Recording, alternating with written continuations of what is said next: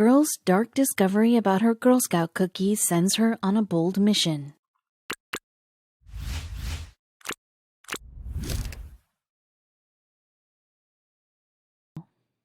There's no stopping a Girl Scout with a mission, especially one like Olivia Chaffin. She'd made it her goal to sell as many Girl Scout cookies as she could in her rural Tennessee hometown, and her numbers were in the hundreds until life threw her a curveball.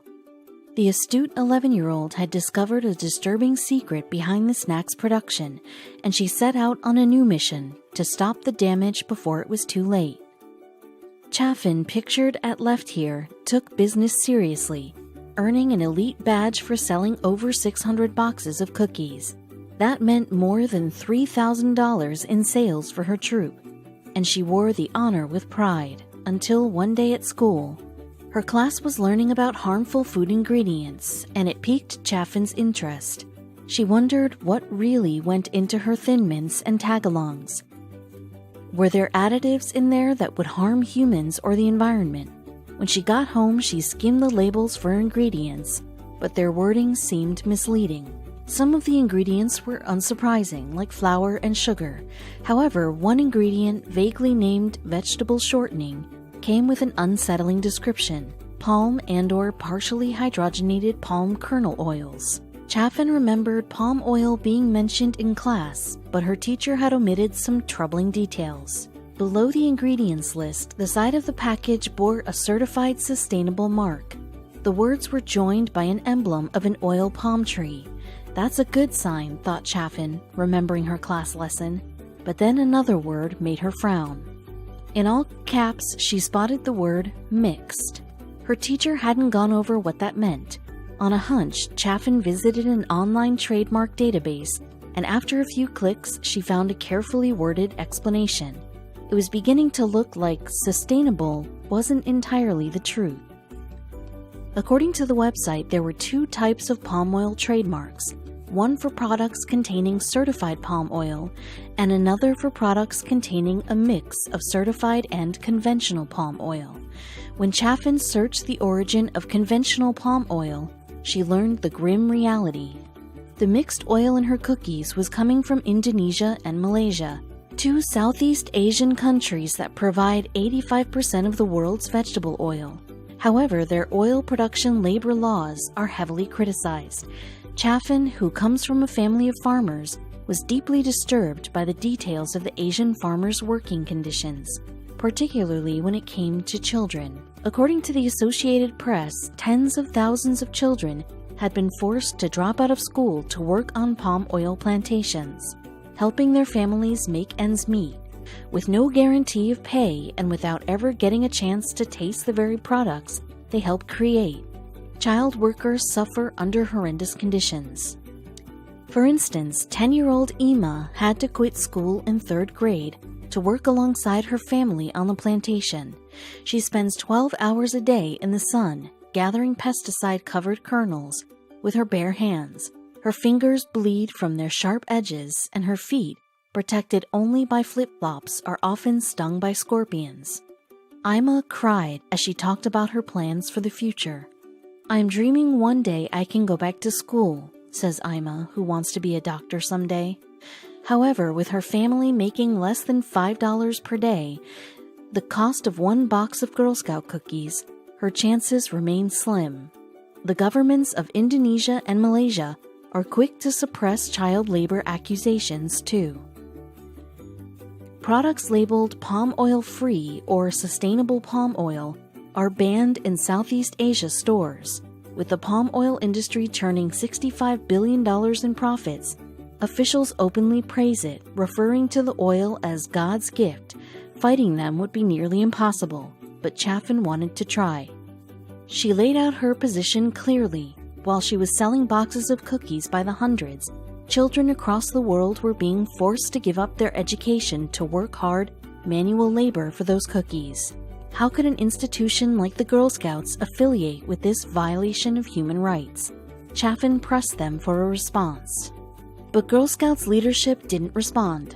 Undeterred, but beginning to be disillusioned by the organization, Chaffin sent letters to her customers and educated her troop about the palm oil industry.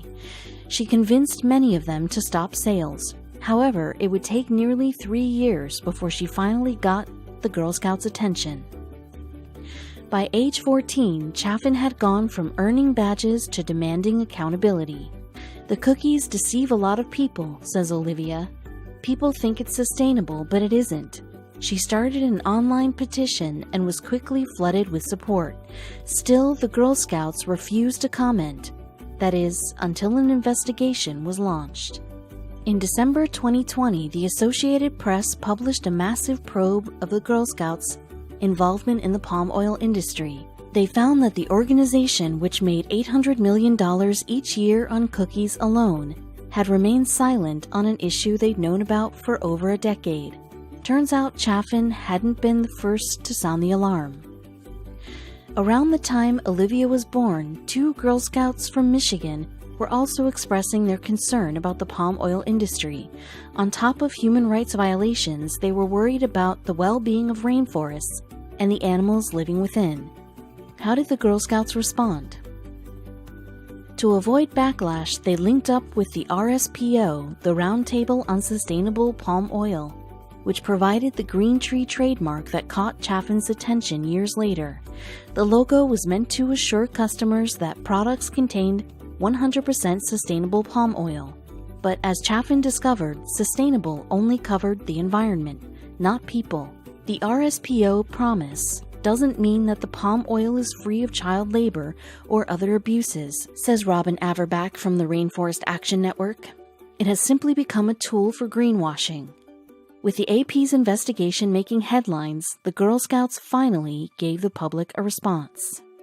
"Child labor has no place in Girl Scout cookie production," they tweeted. "If certain suppliers are not following ethical practices, we expect our bakers and RSPO to take action quickly to rectify those exceptions." However, many people criticized the Girl Scouts' delayed response, and the investigation spread to other products.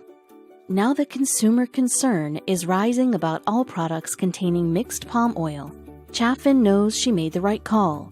"I'm not just some little girl who can't do anything about this," she says. "Children can make change in the world, and we're going to." Child labor palm oil is far from the only shady thing that the Girl Scouts administration doesn't want you to know. A revelation about its cookie pricing structure is changing the way people think about Girl Scout cookies, and individual Scouts themselves are hurting for it. When founder Juliette Gordon Lowe originally launched Girl Scouts as a homegrown program in 1912, she wasn't even thinking about cookies. She wanted girls to be able to leave their houses and learn about the world, but the first troop didn't look anything like what we know today. The original troop only contained 18 girls, and they had no idea the grand scale the organization would one day take.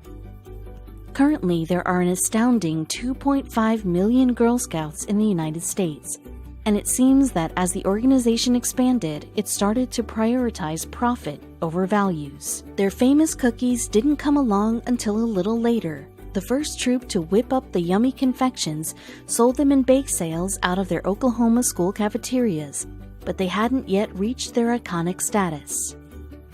The trend really kicked off when in 1922, Girl Scout director Florence E. Neal penned a recipe for the group's national magazine, The American Girl. She promised a recipe that would yield an impressive 7 dozen cookies and cost a mere 30 cents. At the time, it was an excellent cost-benefit ratio, but that would change. So originally, the Scouts themselves baked all their own goods. By 1936, however, demand had grown so great that they had to begin outsourcing. Soon after this, they experienced a major hiccup. When World War II hit the nation and the world, resources were at an all-time low, as every citizen contributed towards the war effort. This meant crucial supplies needed for cookies were strictly rationed. For the time being, the girls had to direct their efforts elsewhere. The girls took up other endeavors such as selling calendars and war bonds or collecting scrap metal and cooking fat. Being unable to sell their prized cookies wasn't going to stop them from championing a good cause. However, this momentary lull was followed by an astounding peak.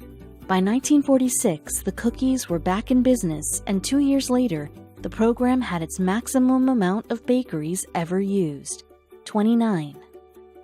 After this, while demand remained incredibly high, the actual amount of bakeries began to drop. By the 1960s, there were 4 remaining, and by 1978, there were only 4 institutions in the entire country left baking the goods. Today, there are only 2 separate bakeries making the confections, ABC Bakers in Richmond, Virginia, and Little Brownie Bakers in Louisville, Kentucky.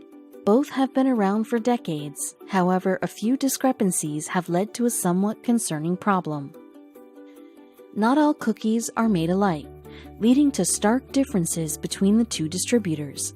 This means that unlike nationwide chains such as McDonald's or Wendy's, you can't necessarily expect consistency across different boxes of Girl Scout cookies. Cookies sold by the brands vary in taste, appearance, and often name. Thin Mints, peanut butter patties, and shortbreads are the 3 so-called mandatory flavors that need to be produced each year, but even those vary significantly between each distributor. This means that depending on what region of the United States you're in, you could be receiving a completely different tasting cookie. Discrepancies can even be found within the same state. It all relies on which bakery your local troop chooses.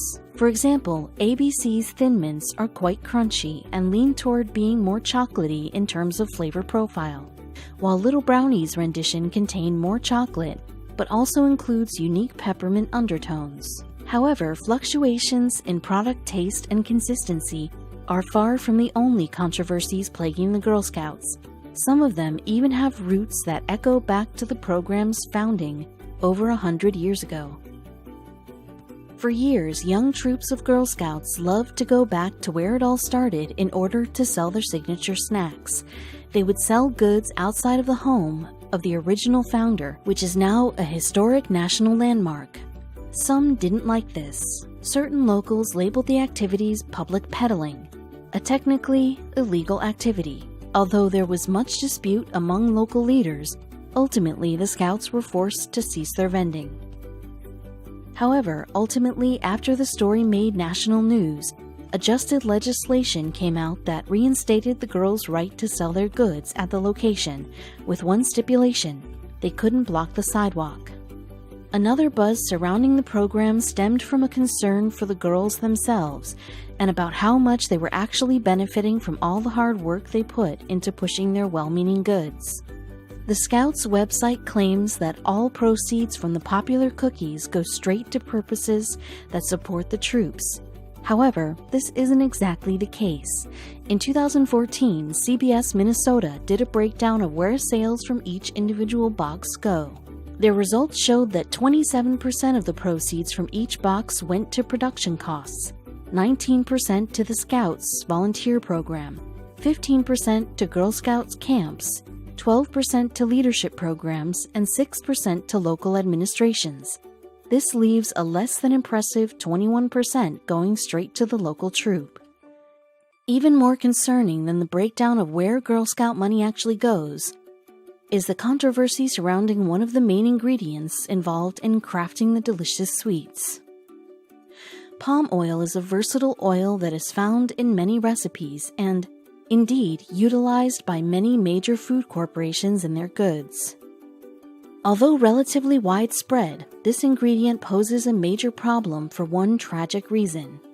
Palm oil is so harmful because it has contributed to the destruction of rainforests in Southeast Asia, where plentiful chunks of the diverse habitats are cut down in order to create spaces for cultivating palm oil.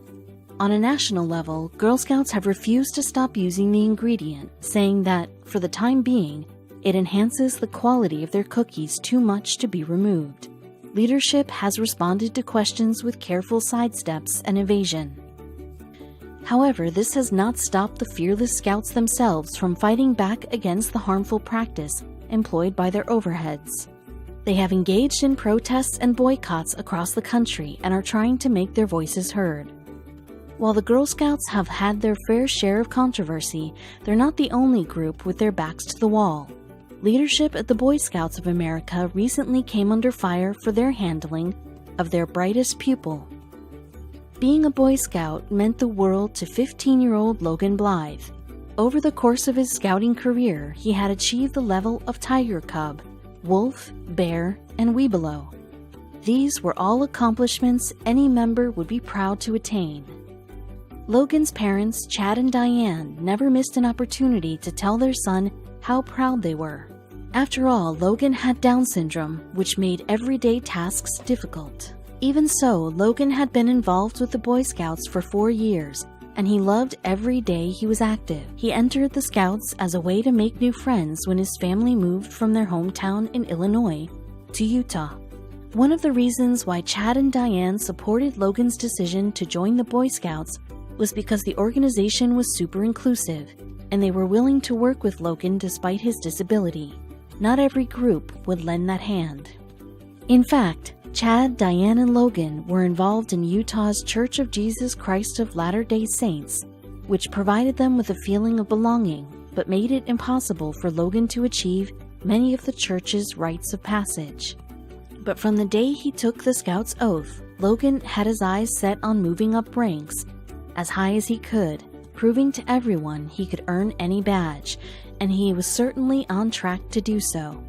But best of all, the positive interactions the Scouts offered Logan, according to his parents, improved his speech and dexterity by leaps and bounds. That was the best badge of all. Over the course of Logan's involvement, he earned a merit badge for accomplishments such as tying knots, starting fires, and learning to set up a campsite. With all his accolades proudly shown on his sash, he only had one more level to attain: the almighty Eagle Scout. Eagle Scouts represented the very best of the Boy Scouts. It was a long and arduous journey to get there, and only about 6% of Scouts ever make it. Nevertheless, Logan was on track to achieve it, or so he thought. Because Logan had Down syndrome, some of the merit badge requirements had been slightly altered to help him. Scoutmasters had assured Chad and Diane the alterations were fine, but when Logan submitted his Eagle Scout project to the Utah National Parks Council, problems arose. Logan was crushed to learn the council voided every single one of his merit badges due to the modifications the Scoutmasters put on them. This meant Logan would never join the ranks of Eagle Scout. The Blythes, however, weren't going to let this slide. Understandably, Logan's parents were furious with the Boy Scouts. They knew Logan's badge requirements were slightly modified, but numerous Scoutmasters assured them it wouldn't affect his progress. Clearly, they'd been misinformed. As the Blythes saw it, the organization had done a great job altering its policies to allow for LGBTQ members to join, so this sudden disapproval of Logan was in direct contrast to the Scouts' mission. So what recourse did the Blythes take? They filed a lawsuit against the Boy Scouts of America Foundation, the National Boy Scouts of America Board, the Utah National Parks Council, and the members who made the decision to reclaim all of Logan's badges. What made the Blythes' lawsuit unique was that they weren't seeking any kind of hefty financial gain. The lawsuit literally asked for $1. More than money, the family wanted to bring attention to a situation they felt played out unfairly. The lawsuit made headlines. It was eventually dropped, however, after the family's attorneys met with the Boy Scout Council and they agreed to honor Logan's merit badges. But Logan's opinions had changed. The whole situation was a huge headache, and it left a sour taste in Logan's mouth. Even though the organization agreed to honor his badges, Logan had no desire to put on the uniform anymore. He'd already set his sights on a new goal: the Special Olympics. As he'd done with the Scouts, he succeeded with the Olympics, bringing home a silver medal for basketball. He found a wonderful camaraderie with the athletes, and no one would strip away his hard-earned medals. The situation with the Boy Scouts was a tough blow for Logan, but he found new comfort with the Special Olympics. Logan never let his disability prevent him from persevering. Much like another amazing young man, John Cronin was finishing his studies in retail and customer service at Huntington High School and Wilson Tech when he was faced with the daunting decision. What was he going to do after graduation? John was unenthusiastic about traditional job options, so he turned to his dad to discuss a different idea. "I want to go into business with you," John explained to his father. Mark was an entrepreneur, and when he heard his son wanted to follow in his footsteps, he was eager to support John's dream. The next challenge they faced was deciding what business they were going to open. John suggested opening a fun and creative store. Mark challenged John to think about what was fun and creative to him, and he came up with something breathtaking. Inspired by the movie Chef, John thought about opening a food truck, but there was one pretty big problem with that idea. As John jokingly pointed out, "We can't cook." Mark was starting to think their business would never come to be when John suddenly had a brilliant idea. He told his dad that he wanted to sell crazy socks. He even had the name for the business and some website designs sketched out. John said, "I wore crazy socks my entire life. They are fun, colorful, and creative. They let me be me." Mark added, that was his thing. He would drive around looking for them. It seemed as if John loved fun socks so much, others would too. This is how their business, John's Crazy Socks, was born. John and Mark worked hard to get vendors, set up bank accounts, and file for licenses with the state of New York. They even set up a Facebook page with a few videos of John talking about their socks, which is where their catchphrase, "Socks, socks, and more socks," was coined. They were just about ready to launch and find out if their hard work was going to pay off. But launch day didn't go so smooth at first. At 10 a.m., their website crashed. It took them 5 hours to get the website up again. Finally, at 3 p.m., they were ready to see if they could make some sales. To their surprise, orders came pouring in from members of their local community who heard about John's business venture and saw his videos on Facebook. John and Mark were ecstatic and wanted to make these first orders special. In conjunction with their core values of spreading happiness, they decided to hand-deliver their packages with some candy and a thank you note from John. They packed up their car and headed out to go door to door in their community. News about John's Crazy Socks started to spread like wildfire. By the end of the first month, they drew in over $13,000 in revenue and sold over 452 pairs of socks. Business really started to pick up, and by their 10,000th sale, John and Mark had made over $353,000 in revenue. Their socks were selling out quickly, and they knew they needed to expand. They bought a larger office and decided to hire help. With John having a disability, they were really adamant about giving work opportunities to others with disabilities.